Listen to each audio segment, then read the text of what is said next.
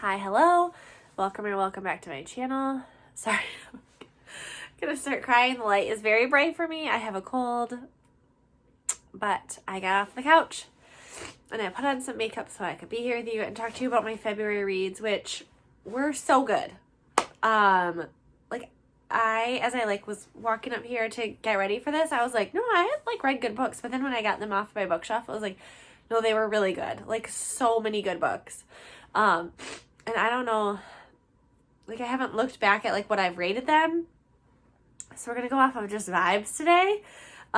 Because I have in my book thing, I wanted to do my stars in yellow, and I haven't had a yellow marker with me. So I actually haven't put any of my ratings in here. I could look them up, but it feels like if you've read something and then wait a week or more, that's more of your true feelings about a book, because while you're reading it, it can be very different. So we're gonna go backwards. I'm gonna tell you about my least favorite books, and we're gonna end with my favorites, which there's so many good ones. So, and my least favorite, they were fine too, right? But so we'll start with The Personal Librarian by Marie Benedict and Victoria Christopher Murray. So this is a super interesting premise. This is historical fiction. Our main character is Belle DeCosta Green. So her real name is Belle Marion. She is a Black woman who is passing in early 1900s, maybe 1920s. And so she becomes J.P. Morgan's personal librarian, and she builds up his collection, which then becomes a large metropolitan library. So based on a true story, and it just this was an easy read. It did not take me long to read this. It's 300 pages, and the story moves, but it just wasn't as exciting as it could have been, especially with the content. So I just feel like I didn't get to know her as a person as much. It kind of reiterated the same things over and over again, and more of a tell me instead of show me kind of book, if that makes sense. So I think I gave this 3.5 stars. There wasn't anything wrong with it. It just wasn't very exciting, so I wouldn't necessarily recommend it to anyone. And then I listened to The Darkness Within Us by Tricia Levenseller. So the first book is The Shadows Between Us, and so the main character goes to this court where she's supposed to seduce the king because she wants to kill him. So this is her sister, so same universe, different story. It's kind of like a Beauty and the Beast retelling. There were some very ridiculous things which made me rate it a little bit lower. I think I gave it a 3.5, but overall very entertained. I was very entertained. I kept listening. So I listened to this while I made a puzzle, and it went, I think it was 7 hours of an audiobook, so it just went really fast too, which is very helpful with audiobooks. Right, almost the same ranking too is God Killer by Hannah Kaner. So again, the premise of this book was pretty good, but it ended up being more of a travel journey book, which, God, I hate those. I do. I just hate them. The book has to be especially good if I'm going to like a travel book, which is why Onyx Storm was a little rough for me. But Rebecca Yarros, she knows how to rate for me, because even that travel was entertaining. This, not so much. So our main character is given as a sacrifice to the gods as a young child, so she's got all this emotional baggage from that, and so then she becomes a god killer. So they go around and murder gods and get rid of them, but they also have the ability to regenerate. So the premise was interesting, the world building, and our main character is a female, which is also exciting. Another main character is also a female, a girl who is attached to a god. If they get far away from each other or the other person gets hurt, it affects the other one. And so she goes to this god killer to be what do I do? But also don't hurt my god because it'll kill me, kind of a thing. So it was an interesting premise. I just didn't care that much about it. I have not ruled out reading the second book though. So if anyone's read this series, let me know. I feel it's a beautiful cover, but I haven't really heard anybody else read it either. So sometimes that makes me think, they're not that amazing, you know? And probably the next. So I listened to The Right Move by Liz Tom Ford. So I forget what the first one is called. I think it starts with Mile High. I think it's Mile High. So these are like sports romances. So our main character is a basketball player who has some trauma in his past from a relationship. And so he does not trust women. And his twin sister's best friend, sorry, there's like Mabel fuzz everywhere. His sister's best friend needs a place to live. So she moves in with him, and guess what? She's super spicy. And so he wants her. And then we have a fake dating trope, which is amazing. And I loved it. Stars came off for this one because it was so long. Like, it was like, okay, this would be a good book. And then it was like, there's still 4 hours left. So yeah. And then we had like a fun, my least favorite trope. And I knew it was coming, and it wasn't handled badly. It was just annoying. Sorry, Mabel's like shaking the sand, if that's what you're seeing. So yeah, overall I liked it. I think I gave it 4 stars. It was entertaining. Again, I listened to it while I was making a puzzle. It was spicy. I liked it. But yeah, points off for the trope that I don't like. Okay. Okay, so this one's kind of has a little caveat because I enjoyed it. But, so this is The Alienist. This has been on my list for a long time. I finally got around to reading it. And it was only a 4-hour audiobook. So it was like a cute little like digestible story. It was like, I gave it 5 stars because it was perfect. Like, vibes were great. And then I went to like look and see how many page numbers it like would be if it's a physical book, and it's like 590 pages. And I was like, there's no way. There's no way. I had to have read an abridged version, which just really pisses me off, right? Like, I want it to say abridged so freaking big. Because now I don't really care enough to go read the full length because I already know what happens. But it feels like I cheated. And I would have read the full one. So it was good, but I don't know what the full one's like, you know? So I don't want to like vouch for it. All right, so I also listened to other audiobooks, but they're a little bit higher on my ranking, so we'll keep moving. So then I listened to Ina Garten, I read it with my eyeballs. Be Ready When the Luck Happens. So this is a Sharon Says So book club choice for this semester. I just watched the Zoom call that Sharon had with her, and it was delightful. I am not an Ina Garten like follower. I'm like super into like cooking shows.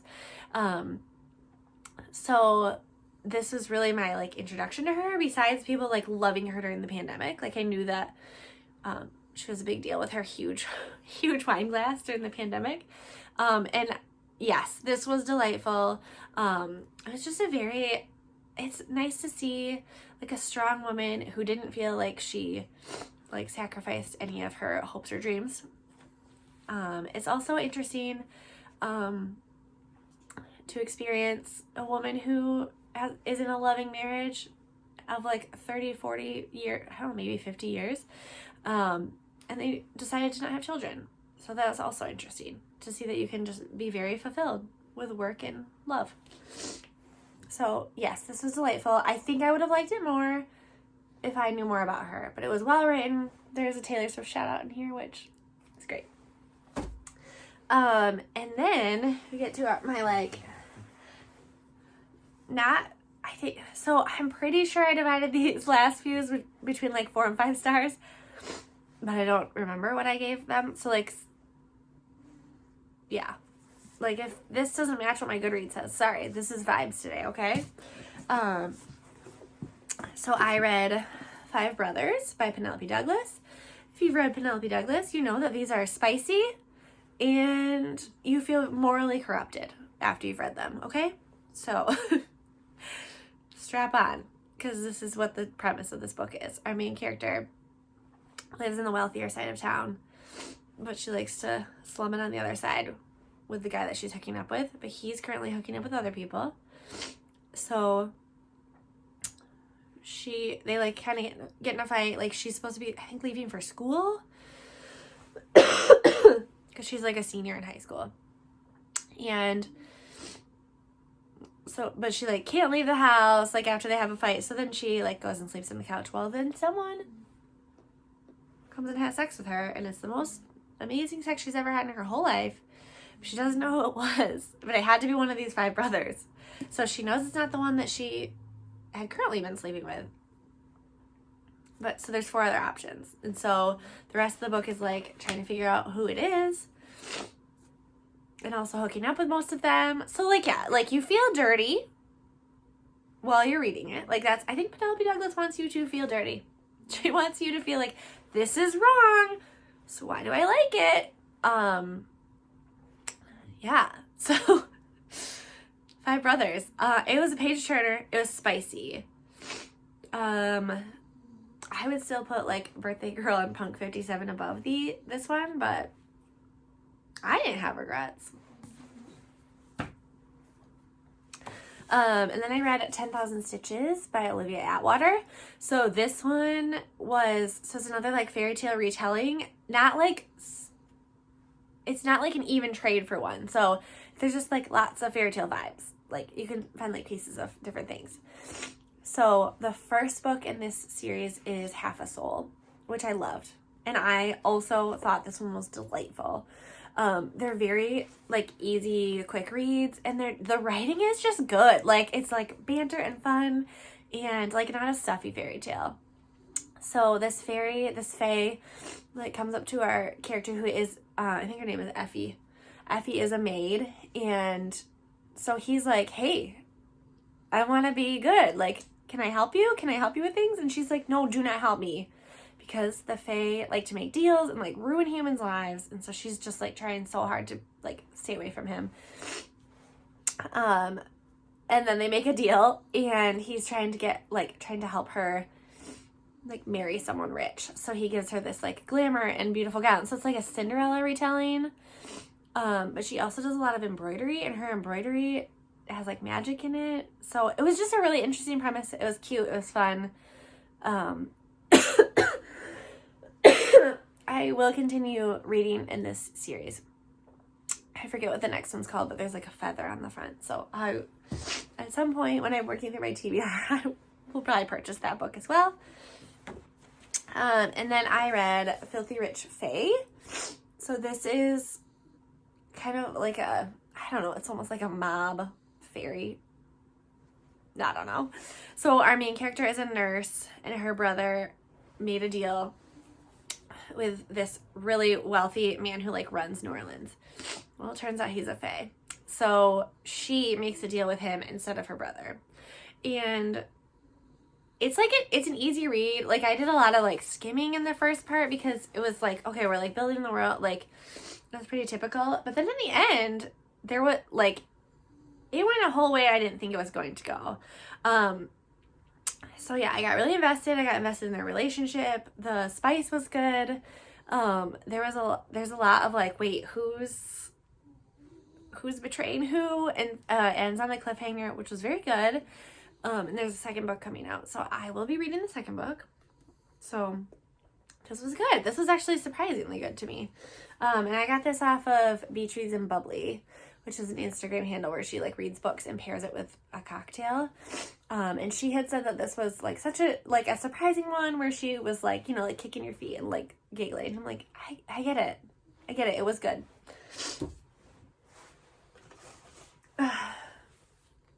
Please hold. Okay. I've done some clearing of the sinuses. All right, then I read a book that is probably on everybody's radar, Quicksilver by Kelly Hart. So this went a whole different way. No one told me. And I don't know if are we not telling people? We must not be telling people, so I'm not going to do it, but this goes a whole different direction than I thought it was going to. And I would say it took me a while to get into this. It like wasn't hard to read. But like, I mean, there was like a lot of not even world building, just like The girl's just like being schlepped around by people for like this long, probably until it started building up. It looks like it's bigger than it is. The words are really big and it reads really easy. But it did take me a while to get into it. So I would say it's worth it. There is a big payoff at the end.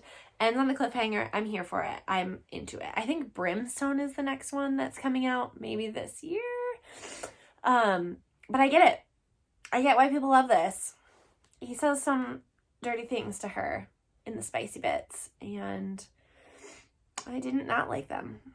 The world building is cool. The lore is cool. I definitely feel like this could go lots of places. Yeah, so I wouldn't give it 5 stars, but I think I gave it like 4.5. Like, it was good. It could have been edited a little bit, I think. But I will be reading more. Loved it. Let me get into it. Can I just say that, like, I do just so much enjoy these books, especially after reading, like, epic fantasy, like, written by boys. Like, we don't need all that. We don't need all that. We don't need to know every kind of coin that you use. Just get to the spice. The world building will fall along with it. And like, as you're world building, have it in the story. Don't explain everything and then tell the story, okay? Learn from the girls, please. Okay. I also listened to Fangirl Down by Tessa Bailey, which I was shocked at how much I enjoyed it. I don't know if it's because I hadn't read smut in a long time, but it was a true delight. And like, Tessa Bailey for me is normally a miss. For some reason, I liked the premise of this, and I read it, and I listened to it, and I really, really liked it. So our main character, the guy is, and I forget all of their names, no idea. But he is a golfer, and he's not doing great anymore. Like, had like a really great rookie season, and now he's like not doing great, and he's also kind of a dick. So his reputation's not great. And then, his name is Wells. Or, yeah, it's Wells, because she's Wells Bell. So she's like his super fan, and she's like there all the time, but she owns a little like golf shop that is destroyed in a recent hurricane. So she's like trying to build things up. Well, they team up together because she needs money and he wants to help her, and they like go on tour together. And she is she's like a golf teacher. Like, she's really good at golf, so she like inspires him to be better. They fall in love, they bang a lot. It's great. It was really good. The banter was very good. I liked it. I like Grumpy Sunshine. That's kind of one of my favorite ones. And the fact, like, the trope of, like, he is in love with her for a long time. You know, like it a lot. I like it. He just, like, wasn't a dick just to be a dick, which was refreshing. Like, he was a dick because he didn't like all the, like, publicity stuff, but he's not, like, an actual mean person, which was great. I can get along with it. And then I listened to, and now we're just like in like the 5-star really. So like, this doesn't mean that these audiobooks are worse than the physical books. Okay. We're just like in the 5-star range. So Sweet Filthy Boy by Christina Lauren. I loved it. The banter, the drama. Oh, it's good. This is a back catalog of Christina Lauren, so I did not know if I was going to like it. And I had accidentally bought, like, Dirty Rowdy Thing, which is the second in this series. And in March, I have to read a book with Thing in the title. So I wanted to read that, so I had to quick read this. I listened to it. The audiobook was read really well. I liked it a lot. It was spicy. Ugh. So our main character and her 2 friends go to Vegas when she's graduating. And there she sexes a stranger and marries him. And makes him promise to not divorce her until, like, the fall when she's drunk. So he's like, yeah, I'm not divorcing you. You made me promise. But he's from France, and he invites her to go to France to, like, be with him for the summer. And there's lots of other things to unpack. And, like, so it's, like, love at first sight. But then we also have to, like, deal with our consequences, which was kind of refreshing to be, like, to not have it be so easy. And they have to get a little bit adventurous in the bedroom, trying to keep the spice alive. It was just like well done. I just liked it. And it wasn't a super long audiobook. It was great. It kept the plot moving. And I was just genuinely surprised by it. I don't know why, because I love every one of their books, but still genuinely surprised.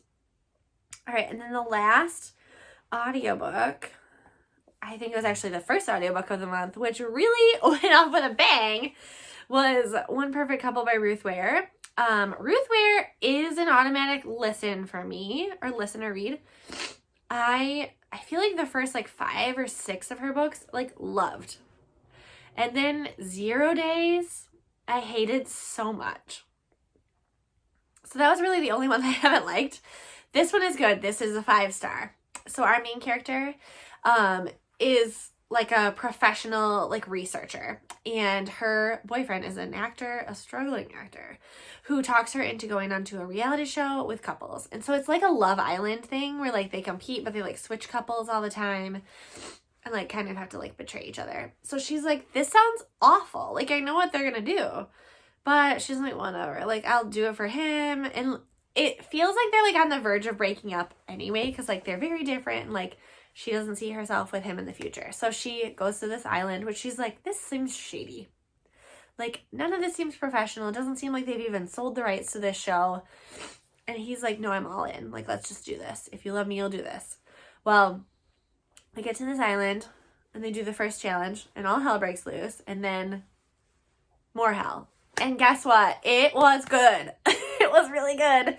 And it was one of those, like, it was hard to predict what was going to, like, I knew she was probably going to come out on top, but it was like, this could go so badly. Like, so badly. And it felt a little bit like The Only One Left, kind of. Yeah. And, like, the good people are the bad people are good. Like, ooh. Anyway, highly recommend. The audiobook was very good. It was read by, I think, by Imogen Church, who she's just a really good reader. So, I'm sorry for all the sniffling. I'm trying to breathe, you know?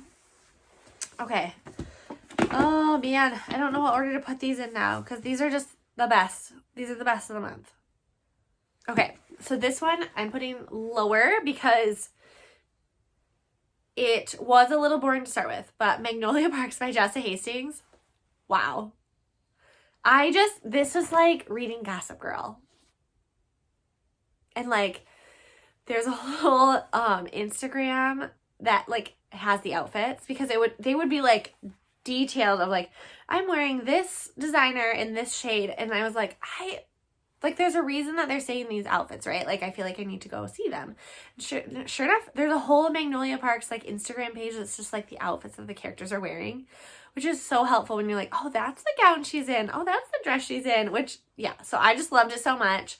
I would 100% watch a TV show of these characters. This was fire. So these are rich people behaving badly.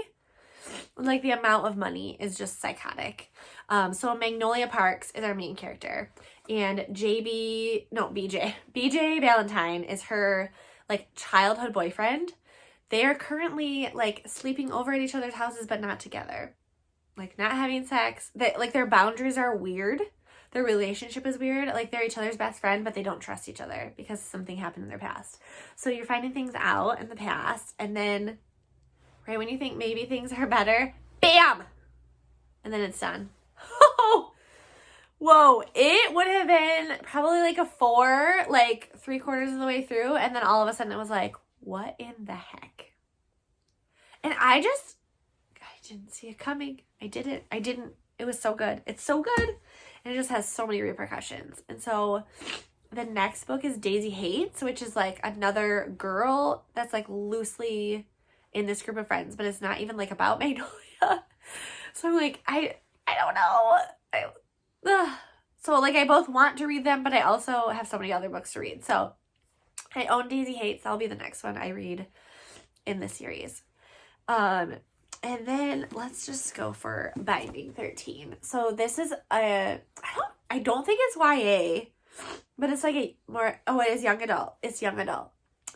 So I thought it was gonna be spicier than it was, but I also was okay with the spice that it had, because it put me right back in high school. And also our main character is 15, so we shouldn't be having that much spice. So I came to terms with it. But it was still so well written. Gave me all the feelings, all the butterflies, all the like, are they gonna kiss? Are they gonna kiss? Like just, and there's also just like very dark themes in here too. So our main character is switching to a private school because she's been bullied so badly at her public school that she went to. This is set in, I think, Ireland. And her first day at her new school, she gets like beamed in the head by a rugby ball, and she like goes like, you know, like ass over head, and like everybody sees her, like her skirt goes up, and so it's like, shit, like I'm gonna be bullied, and she like has a concussion, like all this shit. Well, the guy who hit her, Johnny Kavanagh, is like a professional rugby player. At least he's like about to be drafted, and he's like kind of like king of the school, and he's like, absolutely not, no one's gonna say anything about this girl because I'm the one that did this, like, so he's like protecting her. But then because he's interested in her, other people are also interested in her. And she just wants to get through school because her home life is an absolute mess. And so you're dealing with home life, you're dealing with her relationship with Johnny. It was just so well written, and it ends on a freaking cliffhanger. Like, why? February must have been cliffhanger week. I am hanging off the ledge for so many books. Like Magnolia Parks, Quicksilver, Filthy Rich Fae, this one, maybe that's it, but that's enough. That's too many, because that makes me feel like I want to read the next books in these series, which Keeping 13 is the next one in this. So I have it in my Amazon cart because it was so good. I liked it a lot. Like, I stayed up so late reading this because it was just reading so quickly. Loved it. There's a reason that this is rated high on like the Bookstagram people. Like, I've never heard of it until I got on Bookstagram, and people like keep bringing this up, and it's like, gosh, yeah, it would be like a spicy young adult. So that's the one thing I would say,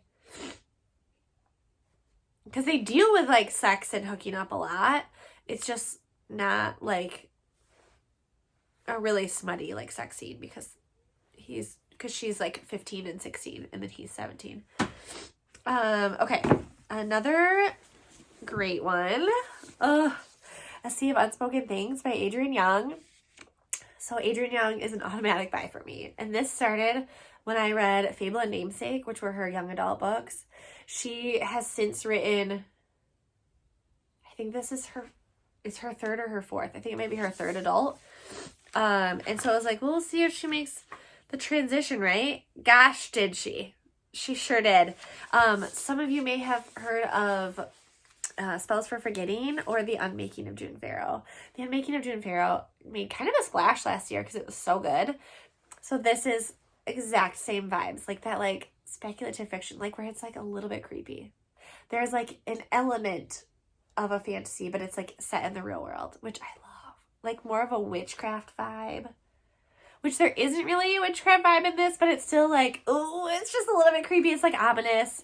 They call her writing atmospheric, and it like you feel like you're there, and the writing is beautiful, like absolutely gorgeous. And there's just too many examples of it, so I didn't actually like make any notes of it, but it's just like the way that she writes things is very much like she's showing you things, you're feeling these things.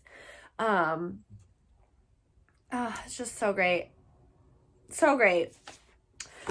So the premise of this story is our main character is James, and she has a twin, Johnny, who is dead with mysterious circumstances. So she goes back to her hometown where she has not been since she graduated from high school under another mysterious like death circumstances. So she has never wanted to go back. And so she's trying to figure out what happened to her brother. Well, also like she doesn't really like trust a lot of the people that are there. She doesn't really want to like be involved with the cops. And then her childhood love is also there, and she's like seeing her brother. So like that's like the like mythical, like she like sees him, she can like feel things that he felt. So it's like, it's not fantasy, but there is like just a fantastical element in it, and it's so good. It's kind of like a murder mystery while also being super atmospheric. I loved it. And I don't know why no one has talked about this. So I think it was published the end of last year. Oh no, it is 2025. So this is a brand new book, but still, I don't feel like anyone was talking about it. And I saw another one that was being advertised that was releasing later this year, I think. And I was like, oh my gosh, Adrienne Young. And then I realized that this one was already released. So I purchased it. 5 stars, guys. The vibes were immaculate. And it is less than 300 pages, which, well done. Well done for fleshing out a complete story in less than 300 pages. I loved it so much. Another Bookstagram made me buy it, and thank goodness they did, is Out on the Limb. So our main character has like a birth defect where she has like part of a hand. And she's an utter delight. Like, the banter in this book is amazing. This couple is delightful. I could watch them just like cook all day. Like, their interactions were so good. So the guy she meets and has a one night stand with has like a peg leg. He has a prosthetic leg. And so they both kind of say that they're not looking for anything, have sex, and go their separate ways. But she ends up pregnant. And this is the pregnancy trope done right. Done so right. And that's not my favorite trope. And like, we didn't even deal with like the birth. We didn't do weird shenanigans about the birth, which was an utter delight. Like, this was just like, oh shit, I'm pregnant. I really like this person. I can't afford my life. Do I have him be part of this? Do I not? And then like, once he's part of my life, like, what are their boundaries? Are there not? Like, I don't want to ruin this. It was so good. So good. But also, like, there weren't like miscommunications. It was 5 stars. This was a one sitting read for me. Like, I could not get up or do anything. It was so good. And so I will be reading other books by her. It's by Hannah Bonham Young. So if you know other great books by her, let me know. But that one for sure, I will like just pick up the next one. And then I have Deep End by Allie Hazelwood. I'm an Allie Hazelwood stan. Even her books that I don't love very much, I still love, because the banter is written so well. The smut is written so well. And like, our women are not dumb. Our women are not dumb. Thank you. This is a good book. So our main character is a diver on the Stanford diving team, and she had an injury off of a certain type of dive, and so now she's like frozen and can't do those dives. So she's working through that while also in med school, and one of her friends has a boyfriend who likes to do like dom submissive sex, and she doesn't want to. So our main character tries to go to her and is like, hey, like, you could do these things, like, it's fine, like, there's different things you could explore. I'm here if you need to talk to anyone. And she's like, yeah, no, we're gonna break up, but you should get with him. And so she's like drunkenly like trying to shove them together all the time. And guess what? They maybe get together, maybe sexually. And Lucas is a very lovable character. I think is he Swedish? So he's he's an Olympic swimmer. So he's like going to like competitions while they're in college together. This was originally going to be called Wet. Love it. Love it. And now the sequel to Bride is coming out in October. So I think it's called Mate, I think is what it's called. So October 7 for that. I hope she continues to be prolific, because The Love Hypothesis is one of my favorite books ever. Ever. And like, if you want to start on an Allie Hazelwood book, I would say Love Hypothesis or Deep End. Like, those are so good. and also Check and Mate. So that one's like, I think that one's young adult, but it didn't feel young adult. It felt pretty spicy. All right, favorite book of the month. Like, it just is. You can't tell me nothing. The Favorites by Lane Fargo. I read They Never Learned by Lane Fargo a few years ago, and I loved it. I did not know that this was by her. So book of the month, you choose between, like, there's 5 books, and you just get to pick one. There's like a little blurb, and it's really hard to tell what you're gonna like from those little blurbs. None of the books like really jumped out and grabbed me because I didn't recognize her name. A lot of times I'll do like repeat authors, like if they're ones that I know, or if I read like the first book. But this one had me at ice dancer, so like figure skating. I love figure skating and gymnastics. Like those are my sports. I don't do them, but I love to watch them and imagine that I could be that good. This book is so good. So good. So, like once I sat down to read it, it was like, oh yeah, I mean, I'm not getting off the couch until this is read. Like this is a day project because it is, okay, so our main characters like grow up together, and they're like relatively poor. Like he's like kind of in the foster system. Her dad, like becomes his guardian. They're in love this whole time. She is an ice dancer and she like makes him ice dance with her. So he's in it just for her. They start competing, but like they have, like they're very poor. They have no, like resources at all. So they're just like showing up to competitions like when there's all these like rich people that are funding their children for this. And then drama happens to them and like really wild drama. And it just kept me reading. And the thing that makes it move so much faster, so there's like the narrative portion of the book, which is written, it's like written from their point of view. It's the girl's point of view. So it's Katarina Shaw, her point of view. So she's telling her story, and then in between is it's like very Daisy Jones and the Six, where it's like they're doing interviews like for this docuseries about like what happened to this ice skating couple.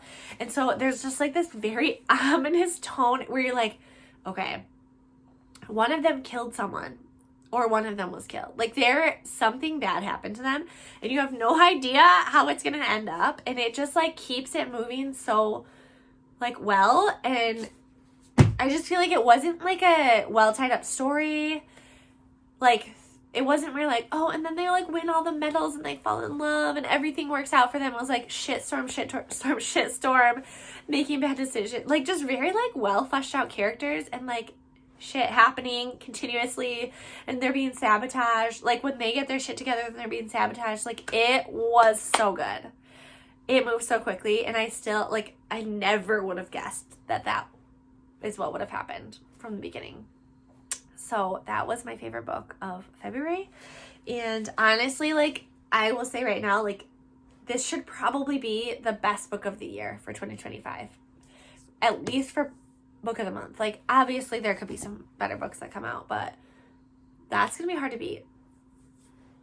It's going to be really hard to beat. And yeah, so as you can see, I had a very, very good February. And it can only go down from here, you know? I feel like part of it is just that like the world sucks right now, mostly America. So I've been reading to just escape and decompress, and the books have delivered. They really have. And March should be good too because I went to Jamie's house today and I just picked out all the books that she owns that I've like been wanting to read. And it's gonna be good. It's gonna be a good month. And if it's not, oh well. There's always April. All right. Mabel and I are signing off. Oh no, she's so tired. And we'll see you next month.